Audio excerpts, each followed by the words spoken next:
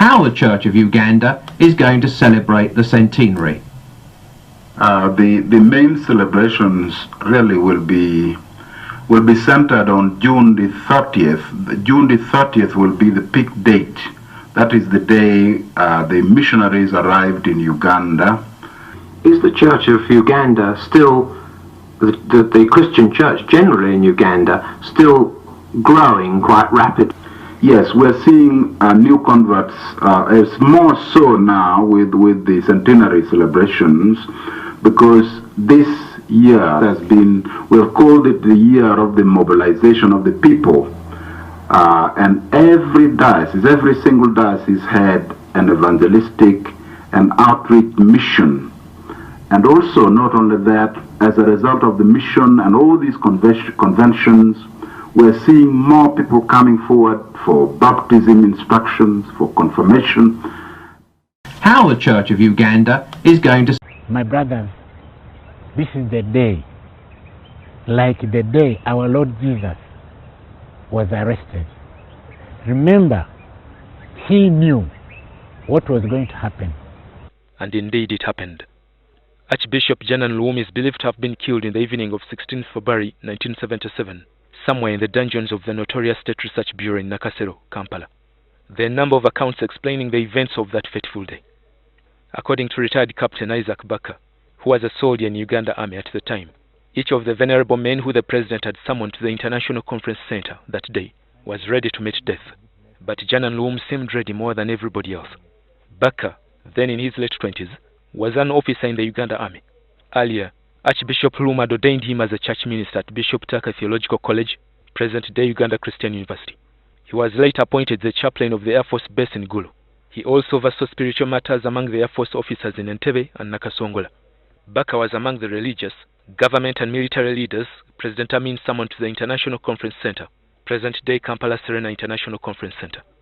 Then Brigadier Isaac Mungu, who acted as MC, announced in Kiswahili that leo ni leo. Leo tutasema ukweli. Kulikuwako wakati watu wakizungumza sana, wakitoa uvumi na uongo, lakini leo ni siku ya kuhakikisha nani ni nani. The Archbishop had a premonition that the meeting would not end, but he still showed up. The plan to execute Archbishop Luwum seemed to have been well crafted. According to Baka, Amin's right-hand man, the notorious Brigadier Mali Yamungu, was the master of ceremony. But at certain moments in the meeting he played judge, saying some people whose names he never mentioned were traitors preaching the gospel of blood. Then he brought in one young man who appeared to have been thoroughly tortured, called Lieutenant Ogwam. He was made to read a long, well-written statement. It appeared from a document that had been well written, because the language that was used was highly political. Accounts by eyewitnesses and researchers agree that President Amin was in the vicinity, in the presidential suite at the Nile Mansions, just about 50 meters from the conference center. The statement, which was a confession to subversive activities, was carefully structured to bring into picture Archbishop Luwum, former Inspector General of Police Renayo Ryema, who also served as Minister of Physical Planning, and Interior Minister Charles Obotho Fumbi. A number of firearms allegedly procured by the trio were displayed before journalists.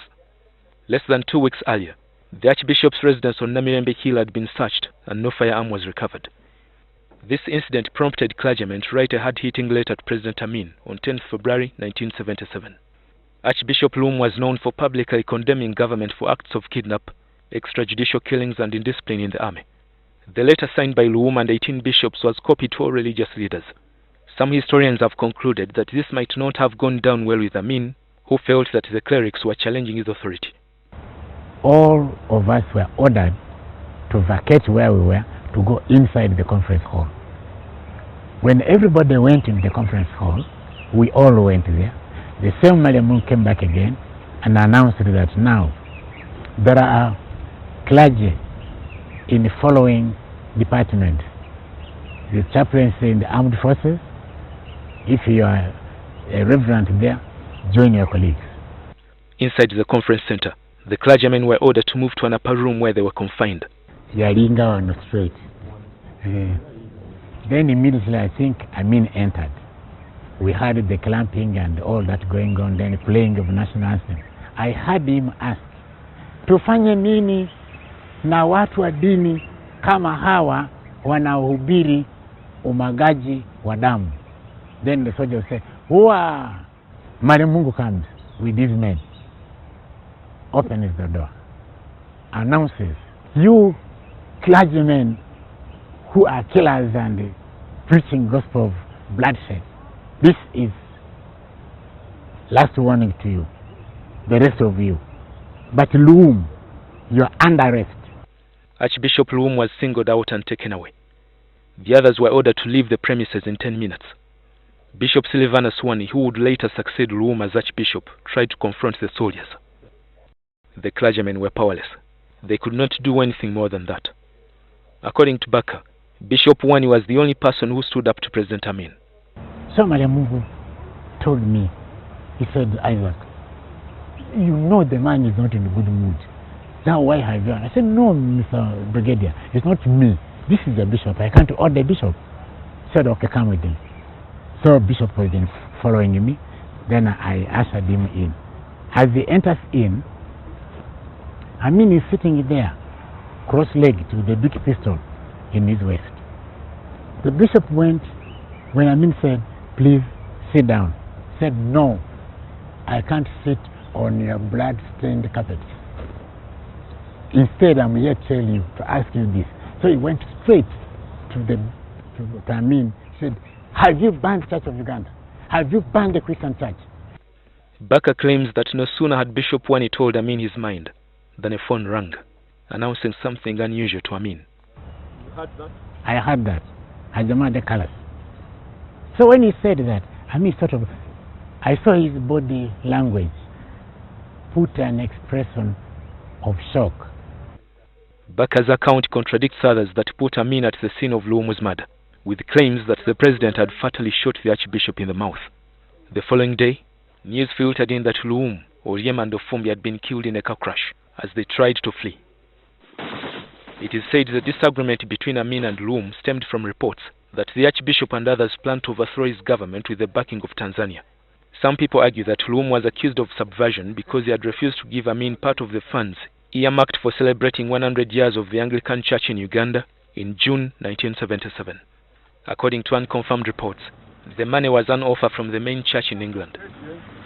To cover up their criminality, some elements in government flew Luwum's body to his ancestral home in Muchwini sub-county, Kitugumu district, and ordered for an immediate burial, making it obvious that they were concealing evidence of murder.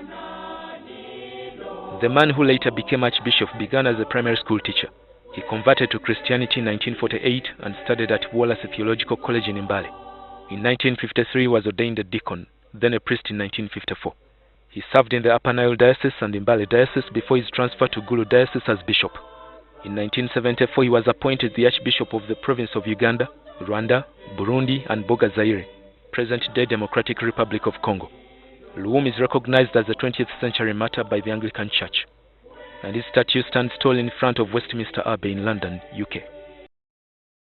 On the morning of February 17, 1977, Ugandans and the world received the shocking news that the Archbishop of Uganda, Janani Luwum, had been murdered. The government newspaper that morning was printed with the headline, "Archbishop and 2 ministers die in a motor accident." But there was no doubt in anyone's mind that they had been murdered by President Idi Amin's security forces. The murder of the Most Reverend Janani Luwum, Archbishop of the Anglican province of Uganda, Rwanda, Burundi and Boga Zaire, by the Uganda government security forces is a crime that has caused shock and horror throughout the church around the world. The report that his death was caused by a motor accident is as preposterous as the allegations leveled against him by President Amin. Archbishop Luwum is only one more victim of the wave of atrocities in Uganda, against which we in the All Africa Conference of Churches have consistently protested for a number of years. We are alarmed and terrified by indications that the murder of the Archbishop may be part of a campaign of terror unleashed against Christians in Uganda. Once again, we call upon President Amin to put an immediate end to these indiscriminate killings in Uganda.